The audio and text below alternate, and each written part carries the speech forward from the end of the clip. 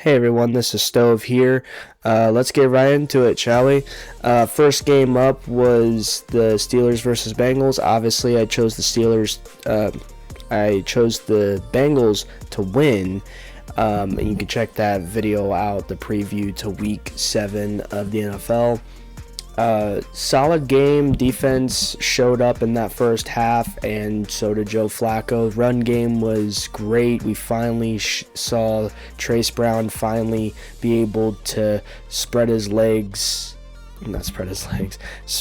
be able to move his legs around the field in impressive fashion. Our offensive line couldn't have done any better than they did. Even though they allowed 2 sacks early in the first quarter, still, even Joe Flacco was able to run a little bit in the second half, which I thought was absolutely crazy. Then you got the Rams in the last London game of the season, I believe. Rams played phenomenal football. Matthew Stafford threw for 5 passing touchdowns. And the Rams defense just absolutely destroyed Trevor Lawrence. Obviously, you guys could talk about how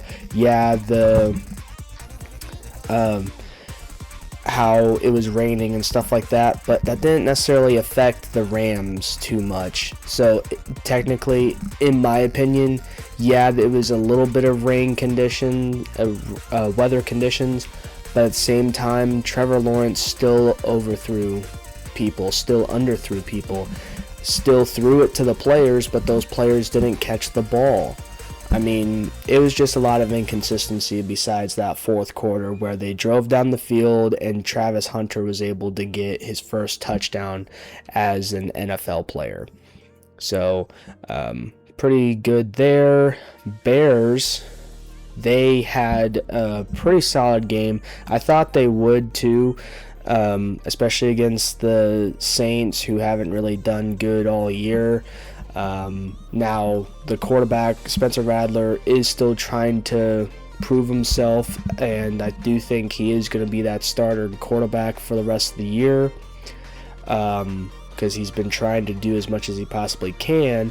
The only thing is, though, you're still trying to develop something other than trying to get Alvin Kamara involved. That passing game is what you need to consider more than the run game, but the run game still needs to be there.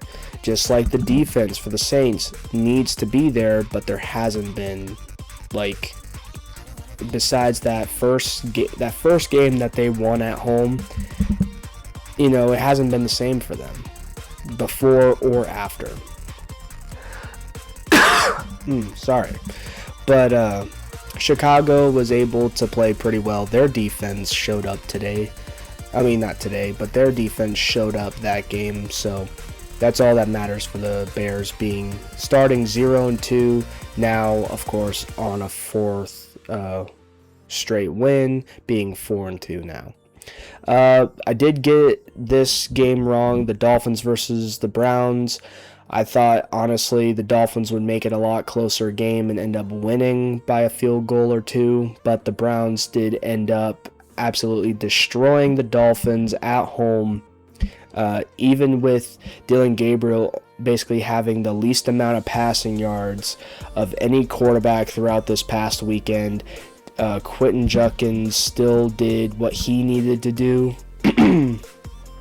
and that's rush for 84 yards and 3 rushing touchdowns. So solid rushing game for them, and their defense took out the Dolphins' offense almost with ease, in my opinion.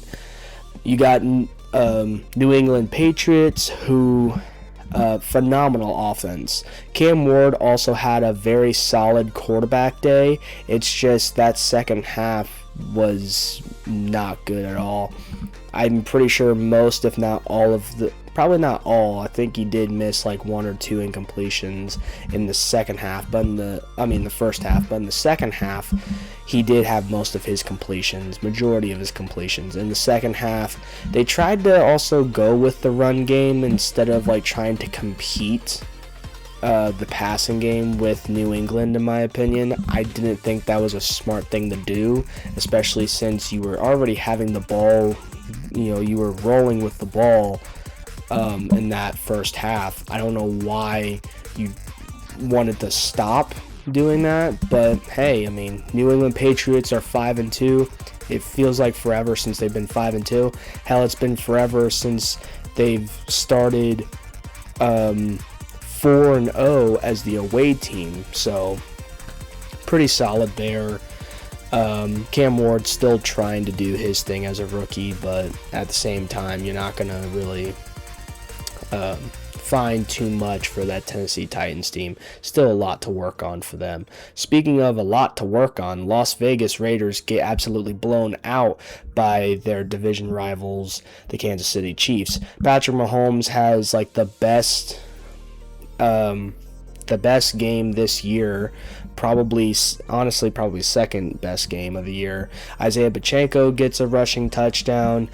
Rashid Rice, who came back from a 6-week suspension, gets 2 receiving touchdowns. Patrick Mahomes just showing him love. Hollywood Brown is starting to be a little bit more consistent and getting more targeted now since Rashid Rice is on the field. And Travis Kelce had 3 catches and 54 yards. I don't know why they have Travis Kelce, because obviously Travis Kelce should not be on here.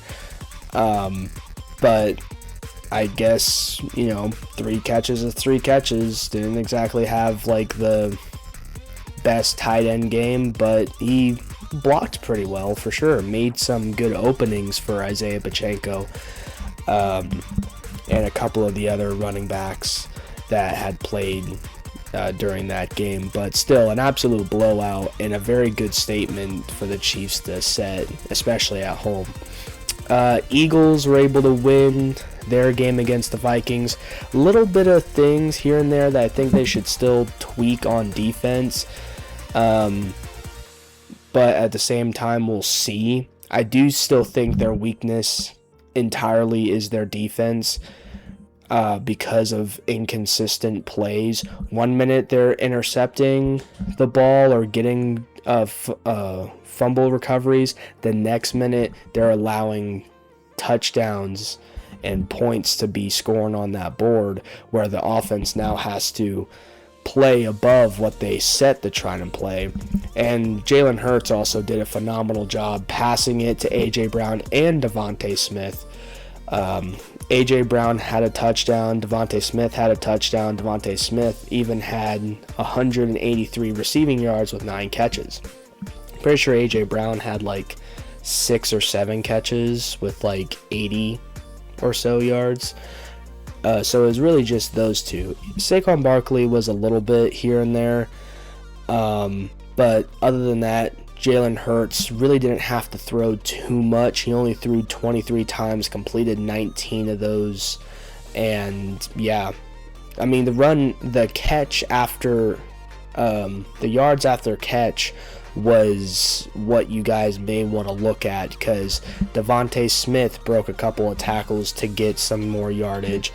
A.J. Brown did the exact same thing just to get a touchdown. So pretty crazy if I have to be honest. But still, their defense still needs to be looked at just a tiny bit more. But Panthers, they squeak by, getting a 4th and 3. They're now 4 wins and 3 losses, and Chiefs are still completely, not Chiefs, the Jets are still completely defeated, with being 0-7 and 0-5 at home. Bryce Young did get into the Bryce Young did have to actually leave the game for the rest of the time because he did get an ankle injury. Hopefully it's not too serious. I don't know. I didn't necessarily look at it too much as I did with Jaden Daniels, which I will speak on in a few minutes. But Bryce Young still had a touchdown, had some solid completions, but all they really needed to do was make sure the defense didn't allow the Jets to score to make it a close game. and allow Andy Dalton to kind of just, clock manage the rest of the fourth quarter. So, and that's exactly what they did. Broncos, however, they had an historic comeback, as it says right there. Probably either second biggest comeback or the biggest historical comeback in the NFL besides the whole Vikings comeback like 3 or 4 years ago. But other than that, Giants, they played well. I think they did play well. It's just Jackson Dart having, 18 incompletions for 33 throws, 283 passing yards, and 3 passing touchdowns. That can win you some games. But the incompletions, no, that causes you to lose those games. And that was a huge part of it, not being able to complete passes when he wanted to. And the Broncos still stay undefeated at home. Broncos are now 5-2. And at the same time, you might want to look at both the Giants and the Broncos going into next week and the week after, just to see, because I do believe the Giants should have been 3-4, and the Broncos should have been 5-3. But at the same time, we don't. And the Broncos did something that was unfathomably, nearly impossible to do, but they still did it. So, props to them. Colts did exactly what I thought that they were going to do, with scoring as much as they could. Jonathan Taylor had a hell of a game, 93 yards and 3 rushing touchdowns. Justin Herbert had a hell of a good game, 420 passing yards with 3 passing touchdowns. Very threw 55 times, completed 37 of them, but a lot of that was just in the second half. Realistically, it really, you can definitely say, the Colts and the Chargers during halftime, you're yeah, unless the Colts don't score at all, it could still be a close game. Which actually, if the Colts didn't score at all in that third quarter, and the Chargers scored the 14 in the third quarter, the 17 in the fourth, they would have won by 1 point. It would have been 24-23, which would have been even a pretty damn good comeback for Justin Herbert and the Chargers. But the Colts were able to score 15 more points in the third quarter, and they were able to just kind of cut down a lot of time as they had possession of the ball quite frequently throughout the entire game. And the Colts are the only team in the NFL to have 6 victories in the NFL so far. They're the first ever team this season to do it. And I believe, like it says right here, Jonathan Taylor scores 3 touchdowns, and Colts beat Chargers 38-24 for NFL leading sixth victory. So I'm pretty sure that just probably means that the Colts, every time they have led in their games, they have usually won. If they led a good majority of their games, they've usually won. And their defense looked pretty good in that first half. They allowed a couple of things to happen in that second half, but I'm sure it was probably just because, let's give some of these guys on the bench to some playing time and some reps here. But anyway, going into the Commanders and Cowboys game, I was wrong on the Commanders winning, but at the same time, whether we believe this or not, but Dak Prescott had a phenomenal game. Javonte Williams had a phenomenal game. CeeDee Lamb, 5 catches with 110 yards and a receiving touchdown. George Pickens even having some solid catches as well.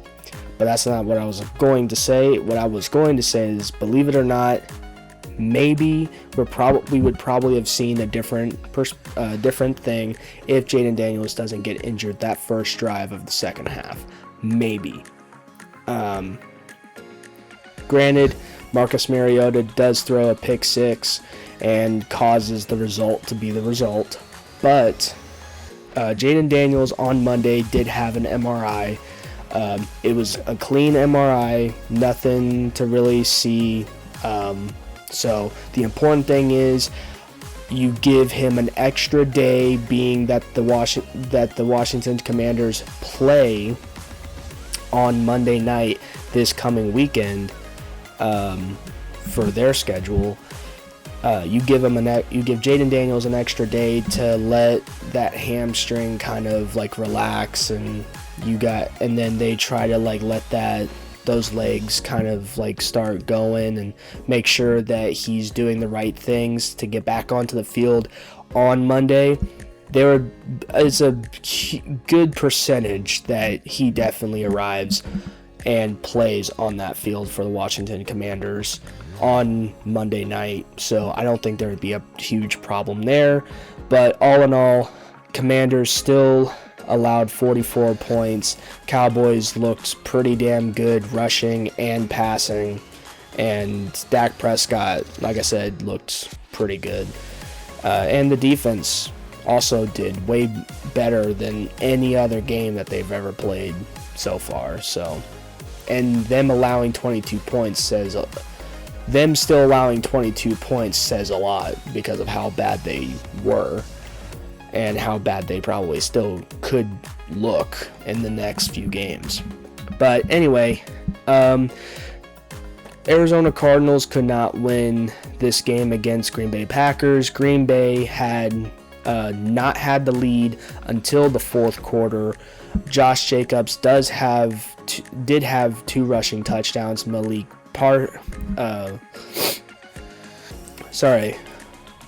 about to say Malik. No,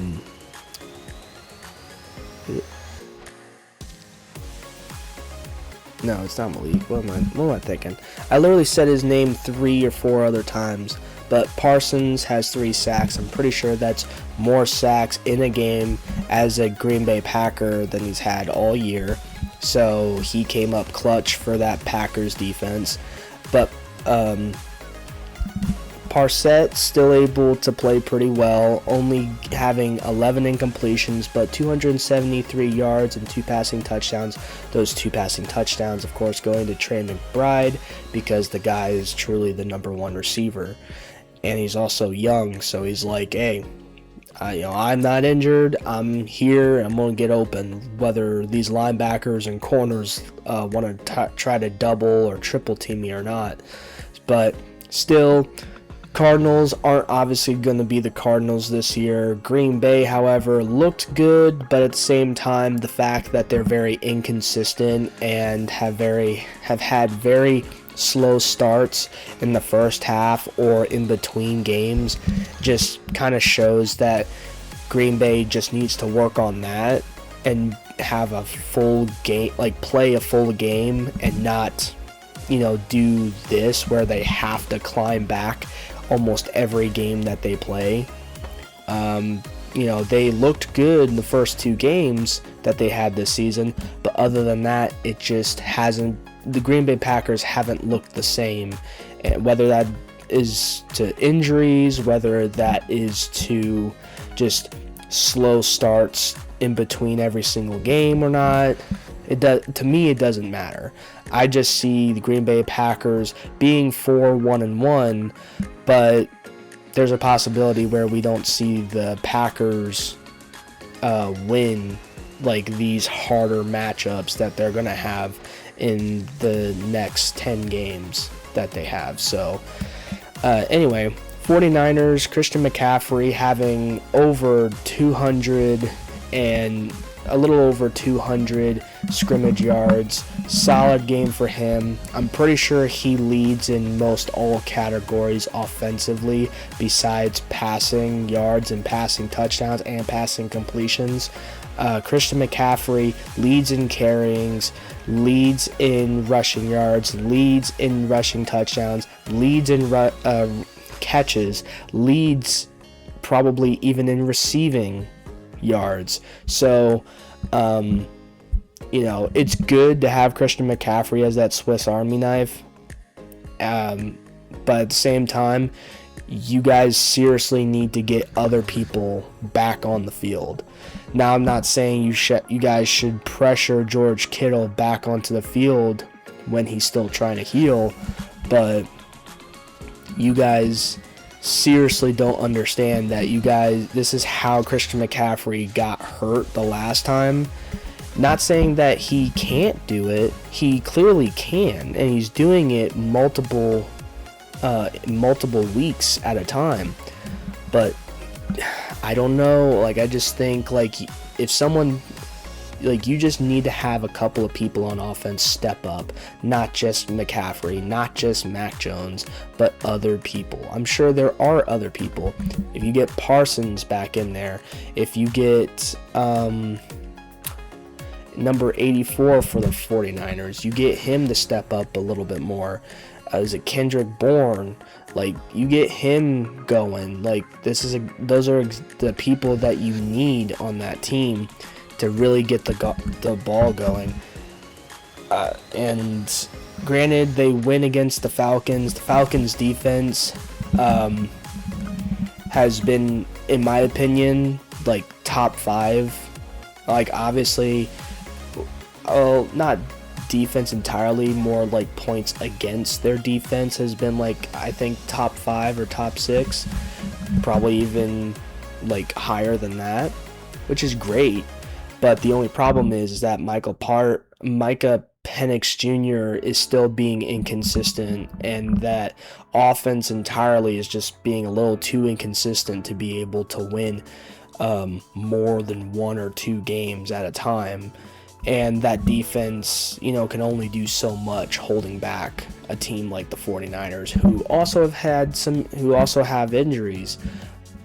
But at the same time, 49ers still ended up winning, and they're still the 1 out of 5 teams in the NFC that are now 5-2.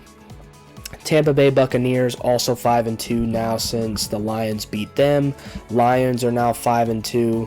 Jahmyr Gibbs had a phenomenal rushing game, broke off, got 2 solid rushing touchdowns, 17 carries, 136 rushing yards. St. Brown even had half a dozen catches and 86 yards with a receiving touchdown. Lions are still undefeated at home, so very solid to see that the Lions did what they need to do to win. However, it does show that with all the injuries Tampa Bay and Baker Mayfield's offense has been dealing with, and even some players on defense have been dealing with, it just shows that, you face all of these teams, not trying to discard any credit from Tampa Bay's wins in the past 7 games, but you face a very good team while some of your guys are gone, whether it be by injury or anything.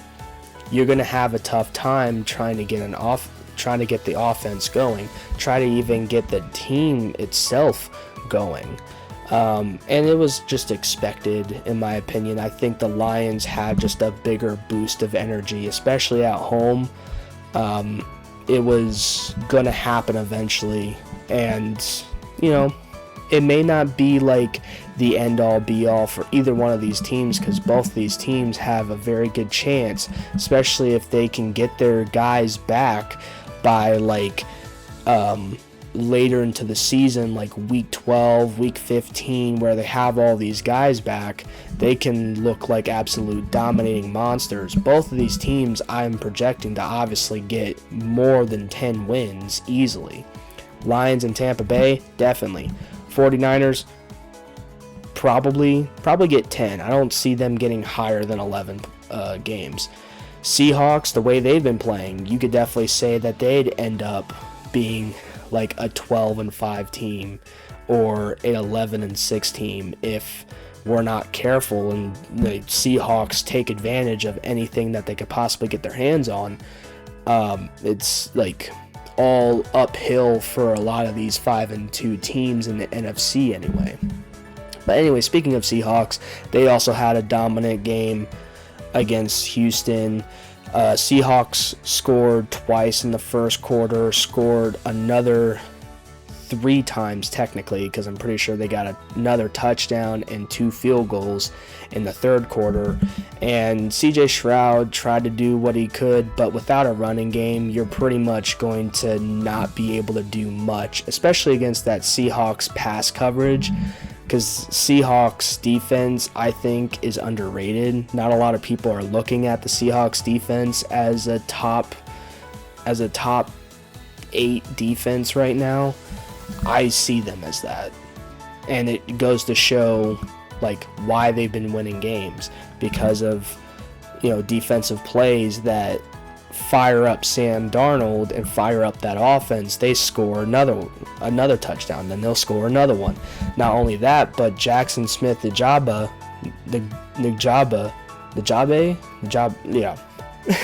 and Sam Darnold's connection has been on fire. The last 7 games, Jackson Smith and Sam Darnold's connection has been one of the best quarterback to receiver connections probably in the NFL. And that goes the same way with Baker Mayfield and Egbuka. Even though Egbuka is a rookie right now, Baker Mayfield can still be on Tampa Bay for a good bit, and Egbuka can be like, well, this is my quarterback, let's continue to have this going. But these quarterback to receivers, young receivers to these veteran quarterbacks that have been on different teams, that have basically seems like they found their homes, to be fair. Now granted, Seahawks could then just start losing for whatever reason. Same with Tampa Bay. But both teams just have good defense. They have solid defenses. And both teams, when healthy, have solid offenses to show hey, we can crack 10, 11, maybe even 12 wins this season and be able to make the playoffs no problem.